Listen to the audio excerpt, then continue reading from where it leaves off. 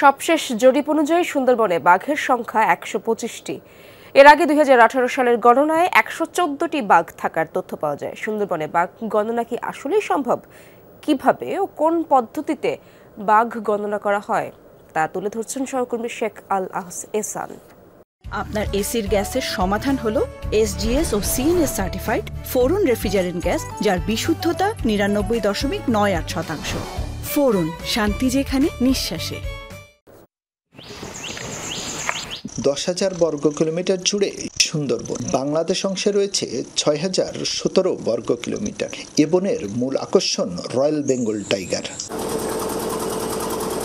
সুন্দরবনে বাঘের প্রকৃত সংখ্যা কত? উত্তর জানতে ১৯৭৫ সাল থেকে শুরু হয় বাঘশুমারি। তখন বাঘ গণনা করা হতো পায়ের ছাপ আর জেলে বাওয়ালিদের কাছ থেকে নেওয়া তথ্যের ভিত্তিতে। ২০১৩ সাল থেকে অধিক বিজ্ঞানসম্মত ক্যামেরা ট্র্যাপিং এর মাধ্যমে শুরু হয় বাঘ গণনা কার্যক্রম। ২০১৫ সালে সার্ভে করা হয় সুন্দরবনের ২৬% এলাকায়, আর ২০১৮-তে ৩৭%। তবে ২০২৪-এ বাড়ানো হয় সে আয়তন। সার্ভে করা হয় ২,২৪০ বর্গ কিলোমিটার এলাকায়, যা বনের ৪৭%। এ সময় পুরো সুন্দরবনকে ৬০৫টি অংশে ভাগ করে বসানো হয় ক্যামেরা। মেলে ১২৫টি বাঘের তথ্য।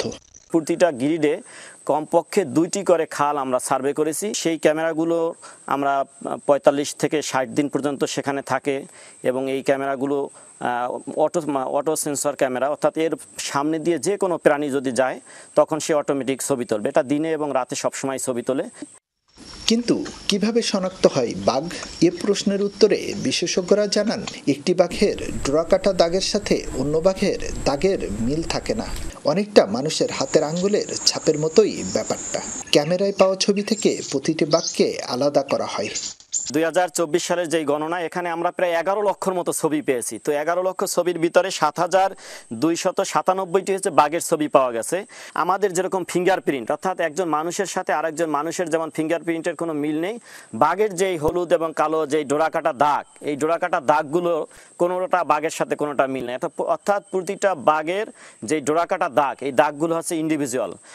অন্যান্য জরিপে খুলনা রেঞ্জে বাঘের সংখ্যা ছিল খুবই কম, কিন্তু এবারের জরিপে এই রেঞ্জে পর্যাপ্ত বাঘের সংখ্যা পাওয়া গেছে।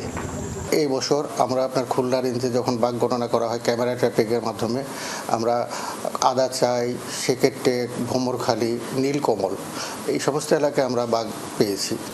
বাঘশুমারির পাশাপাশি তার শিকার প্রাণীর সংখ্যাও নির্ধারণ করা হয়েছে। সেই জরিপ অনুযায়ী সুন্দরবনে চিত্রা হরিণ রয়েছে ১,৩৬,০০০-এর বেশি, বানর ১.৫ লাখ, শূকর রয়েছে ৪৭,৫০০, গুইসাপ ২৫,১২৪টি ও সজারু রয়েছে ১২,০০০-এর মতো। শেখ আল এহসান, যমুনা নিউজ, খুলনা।